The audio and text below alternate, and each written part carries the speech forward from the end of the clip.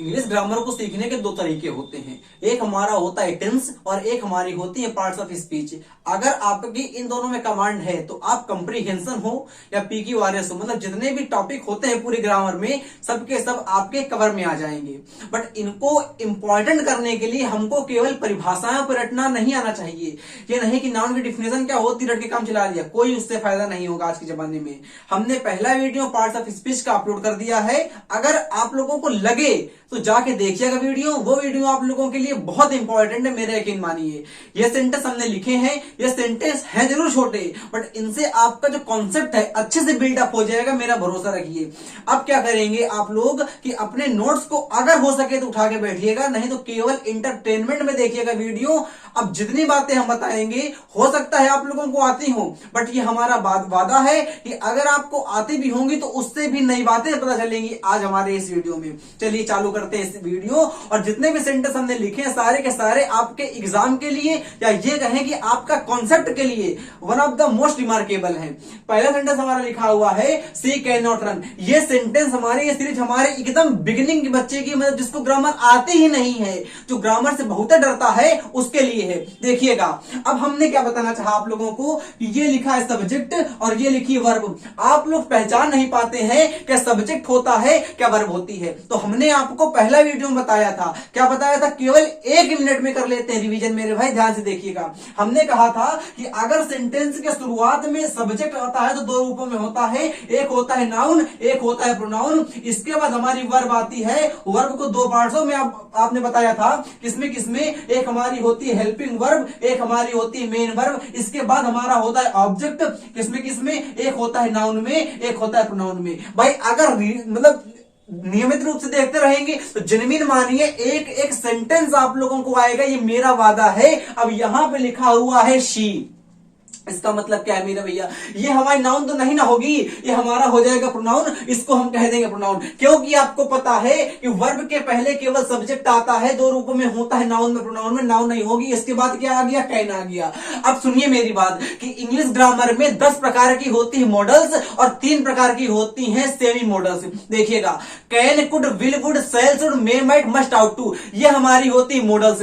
फिर सीखिएगा can, could, will, would, shall, should, must, ought to, may, might, ये हमारी होती मॉडल्स। तो सब्जेक्ट के बाद ये आ गया कैन, और कैन हमारी हो गई मॉडल्स। और मॉडल्स आपकी कभी भी मेन वर्ब नहीं हो सकती मेरे भैया। हमने कहा कि मॉडल्स आपकी कभी भी मेन वर्ब नहीं हो पाएगी। इसका मतलब मेरे भाई ये हमारी हो गई हेल्पिंग वर्ब, और हेल्पिंग वर्ब होती है छोटी बहन, इसके बाद इसकी आती है बड़ी बहन। इसका मतलब क्या है मेरे भैया, ये आपकी हो गई मेन वर्ब हो गई। चला पता, बिल्कुल आ गया। अच्छा एक बात यहां से और सीखिए, हमने सिखाना क्या चाहा, हमने आपको कराना चाहा कि आप लोगों ने पढ़ा है फ्यूचर टेंस, उसमें कौन कौन सी वर्ब आती हैं। तो आप लोगों ने कह दिया हमारी हेल्पिंग वर्ब एक विल आती है और एक शैल आती है, क्योंकि आप जानते हैं कि फ्यूचर टेंस में हेल्पिंग वर्ब के रूप में हमारा या तो विल आता है या शैल आता है। बट आप ये भी जानते हैं कि विल शैल हमारी होती मॉडल्स हैं। चूंकि फ्यूचर टेंस ने उधार ली है हेल्पिंग वर्ब, इसीलिए हमारा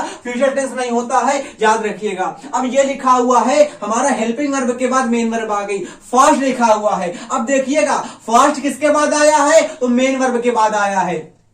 हमने आपसे कहा था कि जो शब्द, जो वर्ड मेन वर्ब के बाद आता है, जो वर्ड मेन वर्ब के बाद आता है, या ये कहें कि जो वर्ड वर्ब के बाद आता है, वर्ब को क्वालिफाई करता है, वह तेज दौड़ती है। दौड़ती कैसे है, तेज दौड़ती है। इसका मतलब फास्ट क्या हो गया, एडवर्ब हो गया। इसको आप लोग एडजेक्टिव कर देते हैं एग्जाम में, जो गलती होती है। भाई इतना सेंटेंस सबको आता है, आपसे क्वेश्चन पूछेगा फास्ट क्या है, और हमेशा हम लोग याद रखते हैं कि जिस वर्ड के लास्ट में एलवाई आता है उसको कहते हैं एडवर्ब। नहीं मेरे भैया, फास्ट हमारा एक ऐसा वर्ड होता है जो हमारा फास्ट होने पर एडजेक्टिव भी हो जाएगा, और हमने कहा कि ये एडवर्ब भी हो जाएगा। मतलब क्या है कि मतलब फास्ट का सेंस अगर निकलना चाहो तो एडजेक्टिव से निकाल लो या तो एडवर्ब से निकाल लो। फास्टली नामक वर्ड ग्रामर में नहीं होता है। क्लियर हो गया। अब देखिए लिखा है I am used to sleeping at night. अब यहां सेंटेंस लिखा हुआ है, आप लोग बताइए कि सेंटेंस सही है गलत है। तो आपको चल नहीं रहा पता, हमने बताने का प्रयास किया। यहां पे आय क्या हो जाएगा मेरे भैया, आय हो जाएगा पर्सनल प्रोनाउन। हमने बताया था कि पर्सन को जो प्रोनाउन क्वालिफाई करते हैं उनको कह देते हैं पर्सनल प्रोनाउन। इसका मतलब आय हमारा हो जाएगा पर्सनल प्रोनाउन। और यहां पे मेरे भैया एम क्या लिखा हुआ है, तो आप लोगों ने कह दिया यहां पे एम हमारा हो जाएगा हेल्पिंग वर्ब। बिल्कुल बताओ आ रहा है कि नहीं आ रहा है, तो आपने कहा धीरे धीरे आ रहा है। उसके बाद लिखा हुआ है यूज टू, इसको आप क्या कहेंगे मेरे भाई, लिखा हुआ है मेरे भैया I am use to sleeping at night. अब यहां पे हमने बताया कि आई हमारा हो जाएगा पर्सनल प्रोनाउन, उसके बाद एम आ गया है, तो आपको पता है कि एम हमारी हो गई हेल्पिंग वर्ब। और अभी हमने आपको बताया कि मतलब मॉडल्स हमारी कभी भी मेन वर्ब नहीं हो पाएंगी, और आपको यहां लगा कि यूज टू हमारी मेन वर्ब हो गई ना मेरे भैया। हमारे कतई भाइयों ने पढ़ा है कि यूज टू हमारी मॉडल्स होती है, और अभी हमने बताया है कि मॉडल्स मेन वर्ब नहीं होती है।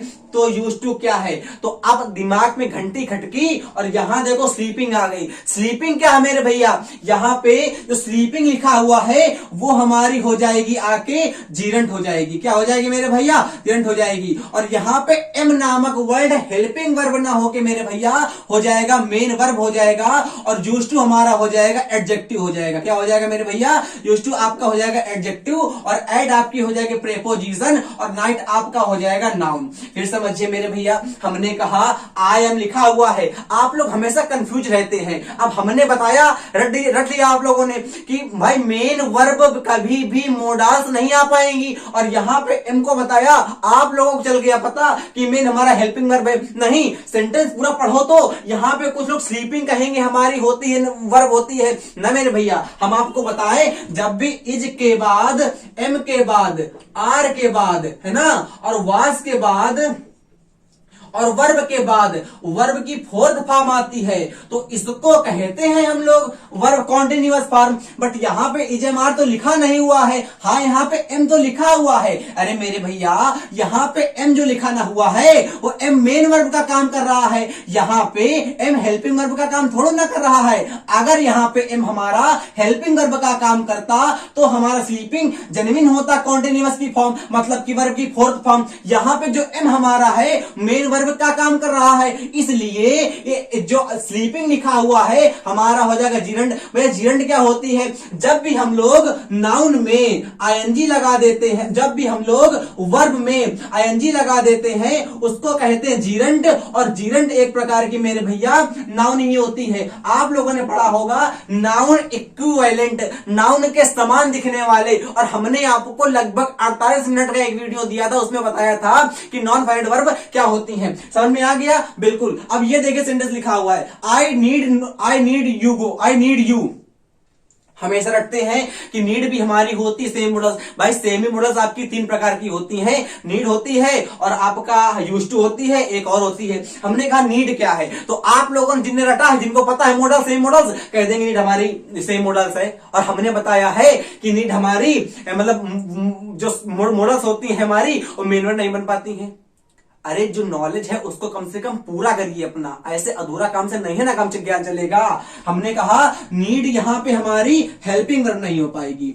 ये क्या हो गया, ये हमारी हो गई मेन वर्ब। नीड का मतलब होता है जरूरत होना, तो आई नीड यू, मुझे तुम्हारी जरूरत है। और यहां पे आई क्या है, आई हमारा हो जाएगा प्रोनाउन, यू क्या है, यू भी हमारा हो जाएगा प्रोनाउन हो जाएगा। क्लियर हो गया। यहां पे नीड को आप लोग हेल्पिंग वर्ब नहीं कह दीजिएगा, पक्का बताइए, नहीं ना कहेंगे। अब देखिए I need not come tomorrow, अब यहां पे नीड हमारा क्या है, तो यहां पे हेल्पिंग हमारा हेल्पिंग वर्ब है। यहां पे नीड हमारा हेल्पिंग वर्ब नहीं था बट यहां पे है, क्यों, क्योंकि यहां पे मेन वर्ब लगी हुई है हमारी। भाई जब भी मेन वर्ब के पहले नीड आएगा तो उसको कहते हैं लोग हेल्पिंग वर्ब। अब यहां पे कहीं मेन वर्ब तो आई नहीं हुई है। भैया मेन वर्ब क्या होती है, जो हम अपने बॉडी पार्ट से करते हैं उसको कहते हैं मेन वर्ब। अब यहां पे कहीं मेन वर्ब तो नहीं ना आई हुई, इसलिए यहां पे नीड हमारा मेन वर्ब नहीं होगा, नो सॉरी हेल्पिंग वर्ब नहीं होगा।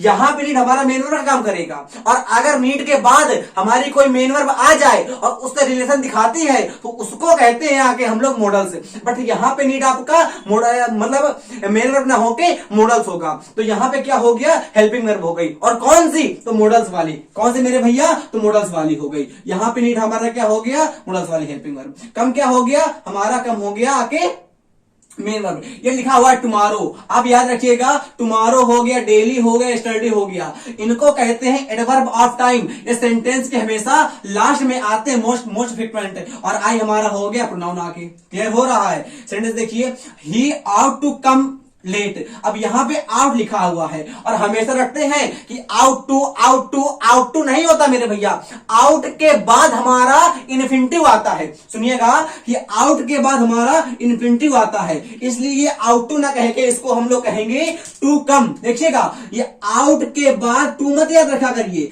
ऐसे याद करिए कि आउट के बाद हमेशा आपका इन्फिनिटिव आता है। और इन्फिनिटिव क्या होता है? देखिएगा कि नाउन इक्विवेलेंट हमारे तीन प्रकार से बनती है। एक क्या होती है? एक पार्टिसिपल होता है जो बात की बात होती है, एक जिरंट होती है। क्या होती है? जब वर्ब में आईएनजी लगा देते हैं तो जिरंट कहते हैं, नाउन हो जाती है, मतलब नाउन के बराबर होती है। जैसे हमने कहा गो, तो गो में आईएनजी लगा दिया, ये हमारी हो गई जिरंट। अब अगर हम लोग कर दे टू गो, तो टू गो हमारी हो जाएगी आके इन्फिनिटिव। हमने कह दिया टू स्लीप, तो टू स्लीप हमारा हो गया आके इन्फिनिटिव। यहां देखिए लिखा हुआ है टू कम, इसलिए यहां पे जो आपका आउट है, आउट हमारा यहां पे हो जाएगा मॉडल्स, इसको हम लोगों ने हेल्पिंग वर्ब कह दिया है। और यहां पे आप लोगों का आ जाएगा इन्फिनिटिव, ये आपका हो जाएगा आके इन्फिनिटिव।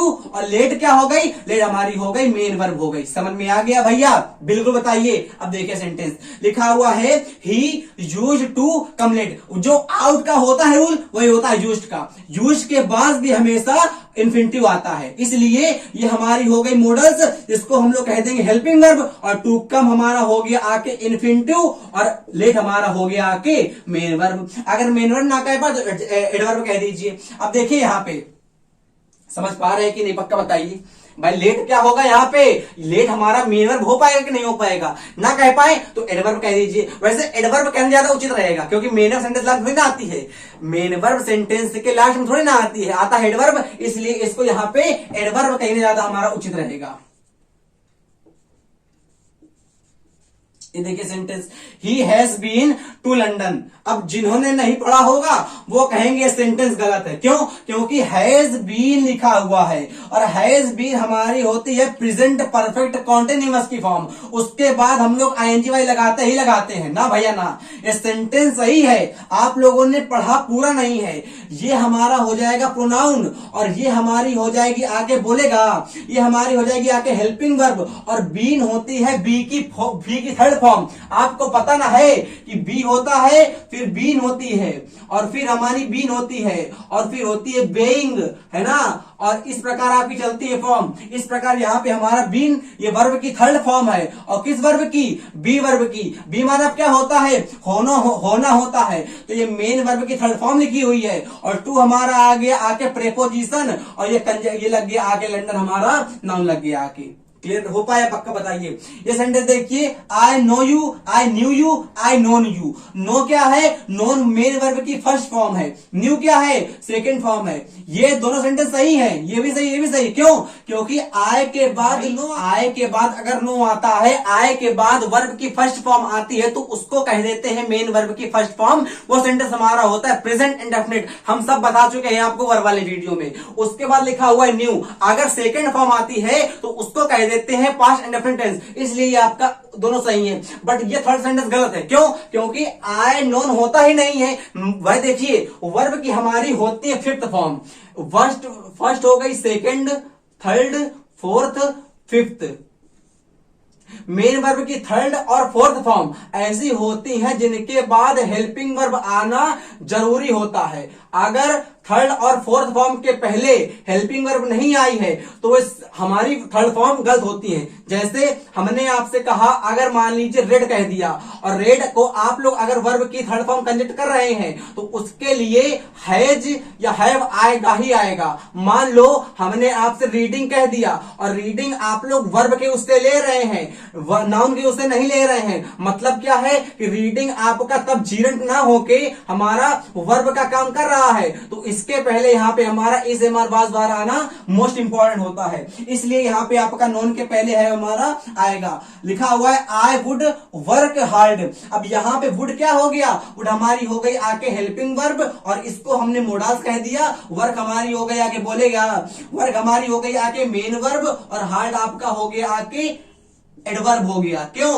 क्योंकि वर्ब को क्वालिफाई कर रहा है। वर्क क्या है, काम करना। हार्ड, आपका काम कैसा था, हार्ड था। वर्ब को क्वालिफाई जो करता है उसको कहते हैं आके एडवर्ब। ये देखिएगा, I would have worked hard. Would के बाद वुड हमारी क्या है, हेल्पिंग वर्ब है। हैव क्या हो गई हमारी, अगर वुड के बाद हैव आता है तो इसको भी हम लोग हेल्पिंग वर्ब ही कहते हैं। मतलब कि वुड हैव हमारी पूरी हेल्पिंग वर्ब हो गई। क्लियर हो गया। और वर्कड लिखा हुआ है, इसको कहेंगे मेन वर्ब, हम लोग कह देंगे। क्लियर न हो गया भाई। वुड हमारी अलग हो गई हेल्पिंग वर्ब, और वुड के बाद हमारा हैव अटैच है, इसलिए वुड के अगर हमको मॉडल्स का बनाना होता है पास्ट टेंस तो वुड के बाद हैव लगा देते हैं। जेन्युइन होता क्या है कि जो मॉडल्स हमारी होती हैं केवल मेन वर्ब की फर्स्ट फॉर्म लेती हैं। मतलब क्या है, अगर हमने हैज कर दिया, अगर हैव कर दिया और अगर हैड कर दिया तो इनमें मेन वर्ब की बेस फॉर्म अर्थात फर्स्ट फॉर्म होती है हैव। तो इसलिए मॉडल्स के बाद हमेशा वर्ब की फर्स्ट फॉर्म आती है, इसीलिए वुड मतलब जितने भी हमारी मॉडल्स होती हैं उनके बाद हैज नहीं आता और हैड नहीं आता है। जैसे हमने आपसे कह दिया वुड, मतलब हमने आपसे कह दिया विल के बाद हम लोग क्या लगा दें, बी लगा दें कि बेई लगा दें, तो आपको पता है कि बी हमारी होती है बेस फॉर्म। हमने क्या बताया कि मॉडल्स के बाद आपकी हमेशा बेस फॉर्म आती है, इसलिए आपका यहाँ पे बी सही हो जाएगा। हम मानो आपसे कह दें वुड के बाद क्या लगेगा, वुड के बाद क्या लगेगा, हमने अब वुड नहीं लेंगे। हमने कह दिया मानो सेल के बाद क्या लगेगा, सेल के बाद आपका क्या लगेगा, मानो हमने कह दिया आप लोगों से एक प्ले लगेगा कि प्लेट लगेगा, तो आपको पता है कि मेन वर्ब की फर्स्ट फॉर्म और बेस फॉर्म दोनों हमारी अलग अलग होती हैं। कैसे देखिएगा, जैसे हमने आपसे यहां पे कह दिया ही प्लेड कह दिया, तो ये हमारी मेन वर्ब की ही प्लेस कह दिया मानो हमने, है ना। तो ये आपकी वर्ब की बेस फॉर्म नहीं है, ये आपकी वर्ब की है फिफ्थ फॉर्म। और यहां पे हमने कह दिया मानो आई प्ले, तो ये आपकी मेन वर्ब की फर्स्ट फॉर्म है। इसको आप लोग बेस फॉर्म नहीं कह पाएंगे। बेस फॉर्म का मतलब होता है अलग होना। जैसे अगर किसी सेंटेंस लिखा है और सेंटेंस में हम केवल सेंटेंस लिखा है, तो जो सेंटेंस में वर्ब होती है उसको कहते हैं यहाँ के फर्स्ट फॉर्म। अगर मानो यहां से हम आई हटा दें तब ये बेस फॉर्म होगी, तब इसको आप फर्स्ट फॉर्म ना कहिएगा। फिर समझिएगा, अगर यहां पे हम एक फ्रेज या सेंटेंस लिख दें, मानो हमने कह दिया रोहन और कह दिया रीड्स, है ना, या हम ऐसे कर दें, हमने कहा आप लोगों से, हमने कहा यू और कर दिया आके प्ले, ये प्ले छोटा बार बार आ रहा हमारे बात में। हमने कहा राइट और यहां पे आपसे कोई पूछे राइट क्या है, तो राइट को आप लोग बेस फॉर्म नहीं कहिएगा। क्यों? क्योंकि ये सेंटेंस में आ गई। सेंटेंस क्या है, अरे क्योंकि ये मतलब आ गई हमारी क्लास में, इसलिए ये हमारी बेस फॉर्म नहीं होगी। इसको हम लोग वर्ब की फर्स्ट फॉर्म कहेंगे। बट अगर हम लोग यू को हटा दें यहां से, अगर अब कोई पूछेगा राइट क्या है, तो अब राइट को हम लोग फर्स्ट फॉर्म ना कह के बेस फॉर्म कहेंगे। यहां देखिएगा, तो यहां पे आपकी बेस फॉर्म आप लोग नहीं पढ़ेंगे, फर्स्ट फॉर्म पढ़ेंगे।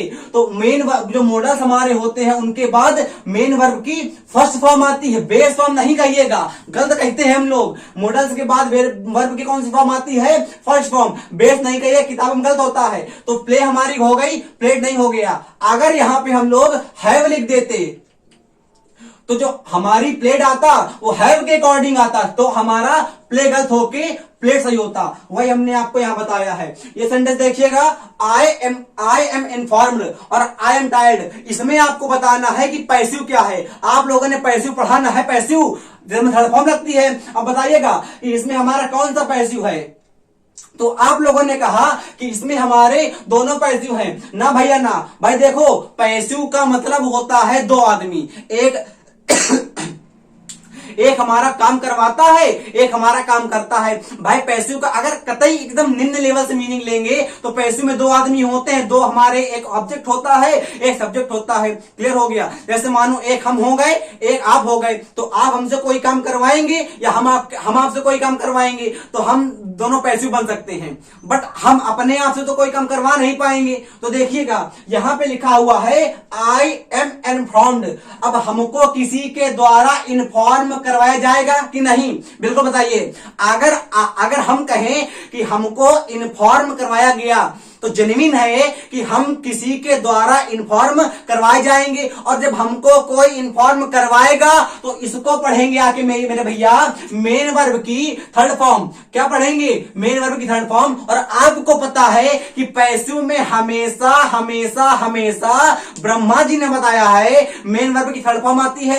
अगर कोई टेंस में मेन वर्ब की थर्ड फॉर्म हेल्पिंग वर्ब के बाद आई हुई होती है तो लगभग वो पैसिव कहलाता है, आपको पता है। तो यहां पे एम हमारी हो गई आके, बोलिएगा, यहां पे एम हमारी हो गई आके हेल्पिंग वर्ब, और ये इन्फॉर्म्ड आपकी हो गई मेन वर्ब। और आपने ध्यान से देखा कि यहां पे भी तो लिखा हुआ है टायर्ड माने थकना, और टायर्ड माने थका हुआ मतलब कि थर्ड फॉर्म नहीं, यहां पे हमारा टायर्ड थर्ड फॉर्म थोड़ी नहीं है। अरे हम मतलब आई एम टायर्ड, मैं थक गया था, ये तो हमारा कोई, ये तो सेंटेंस हमारा सेंस दे रहा है। ऊपर के सेंटेंस में यहां पे आपका डमी ऑब्जेक्ट एब्सेंट है, ऊपर के सेंटेंस में यहां पे आपका डमी ऑब्जेक्ट, जिसको हम लोग कह देते हैं दिखना नहीं।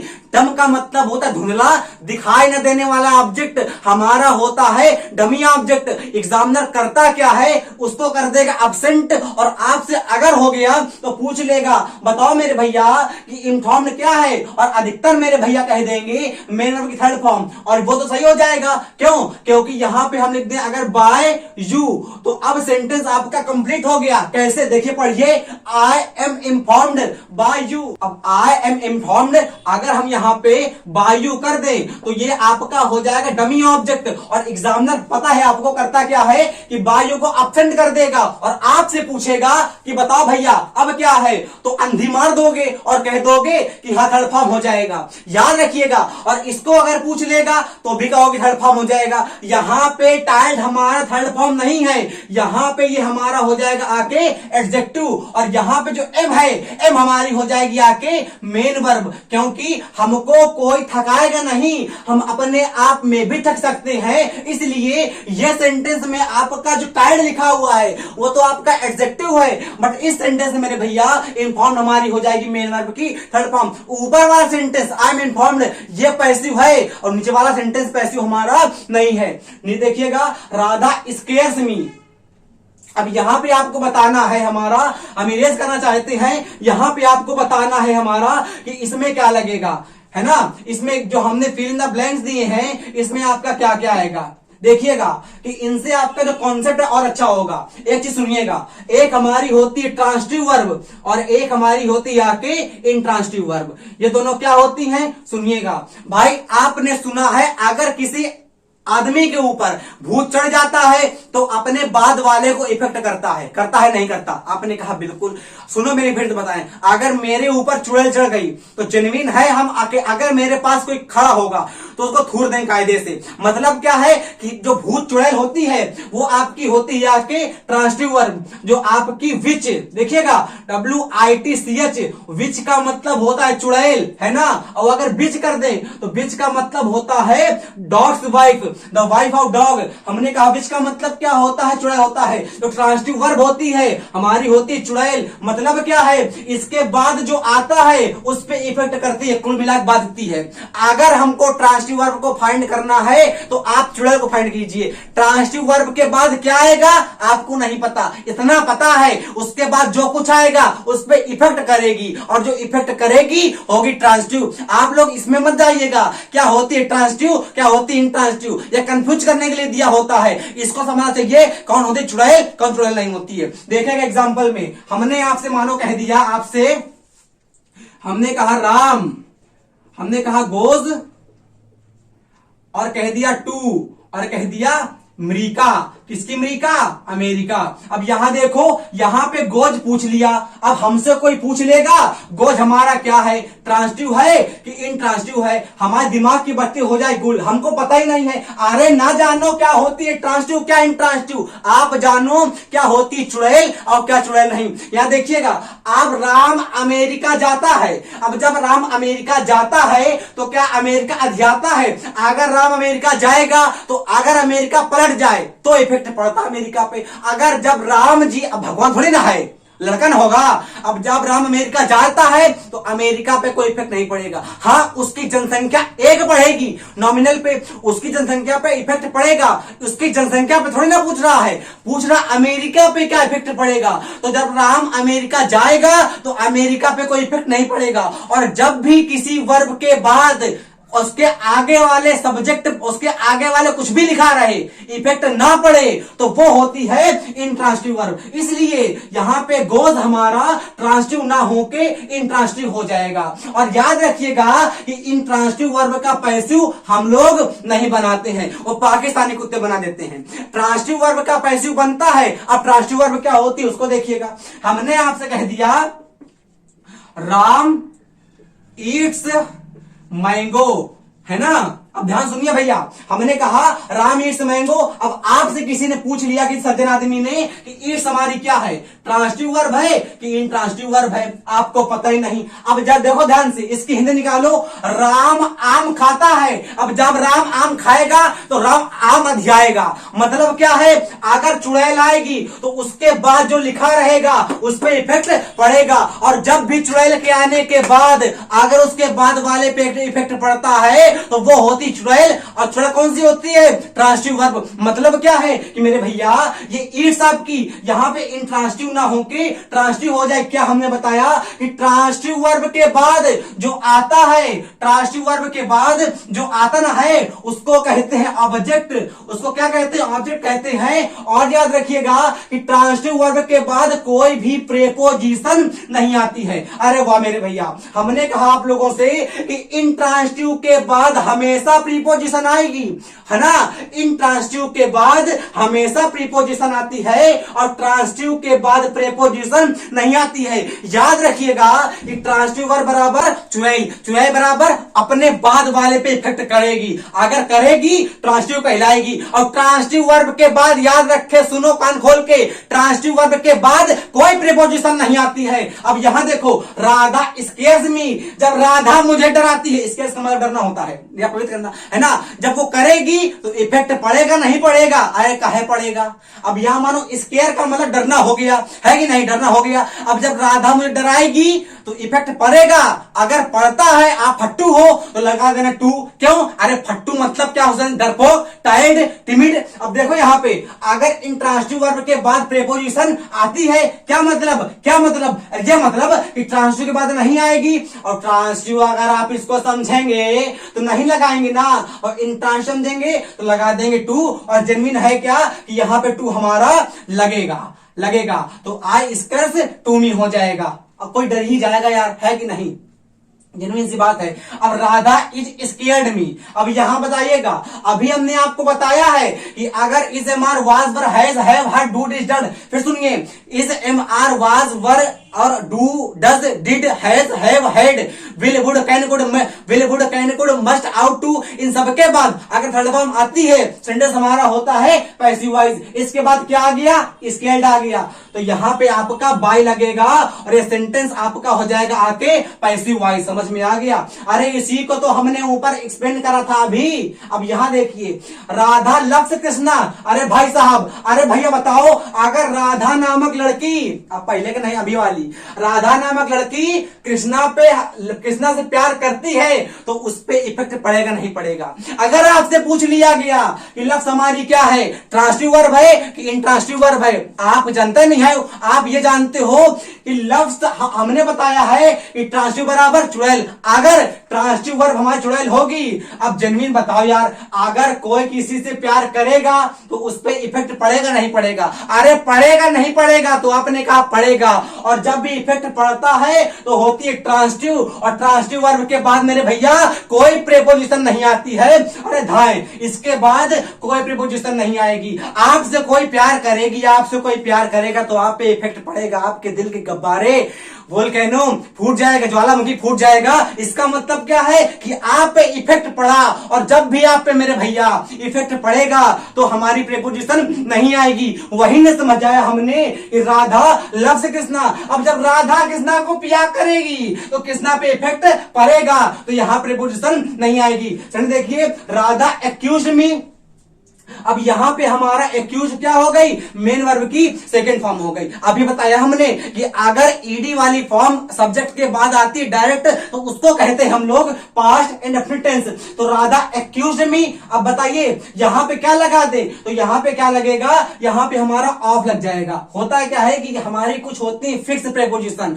उनके बाद हम लोग लगाते हैं प्रीपोजिशन। तो यहां पे हमारा इफेक्ट पड़ेगा नहीं पड़ेगा, राधा एक्यूज मी, नहीं पड़ेगा इफेक्ट भैया, पड़ेगा नहीं पड़ेगा। अगर इफेक्ट ना पड़ता तो हमारा प्रीपोजिशन आती। यहां पे पढ़ रहा कि नहीं पढ़ रहा, राधा एक्यूज मी, यहां पे पढ़ रहा है इसलिए यहां प्रीपोजिशन नहीं आएगी। ये देखिए, राधा इज एक्यूज्ड मी, अब यहां पे क्या लगा है मेरे भैया, तो यहां पे क्या लगेगा, यहां पे लगेगा आके ऑफ लग जाएगा। यहां देखिए, राधा इज एक्यूज्ड, अब यहां पे तो लगेगा आके बाई, ये देखो कितना अच्छा रंगीन हो गया बोर्ड। यहां पे लगेगा आके बाई क्योंकि हमारा हो गया पैसिव भाई, यहां पे लगेगा आके बाई क्योंकि हमारा हो गया पैसिव भाई। क्या रिदम बन गई भाई साहब, है ना। राधा इज एक्यूज्ड, यहां पे लगेगा आके ऑफ। एक्यूज के बाद हमेशा ऑफ लगता है, और थेफ्ट यहां पे आपका हो जाएगा आके चोरी, है ना। इसको कह देंगे हम लोग आके पास्ट पार्टिसिपल, यहां इसको कह देंगे आके पास्ट पार्टिसिपल, जो एक प्रकार का एडजेक्टिव है। ये सेंटेंस आपको कैसे लगे बताइएगा, हम लेवल धीरे धीरे बढ़ाते चले जाएंगे। मतलब क्या है कि जितने पार्ट ऑफ स्पीच आपके हैं सारे के सारे आपको आएंगे, हमारा वादा है। बट आप इस सीरीज को निरंतर रूप से परपीचुअलिटी से रोज देखिएगा। अगला वीडियो आने के लिए जय हिंद, जय भारत, वंदे मातरम। आपको ये वीडियो कैसा लगा, अगर आपने पूरा देखा है तो कमेंट करिएगा। वंदे मातरम।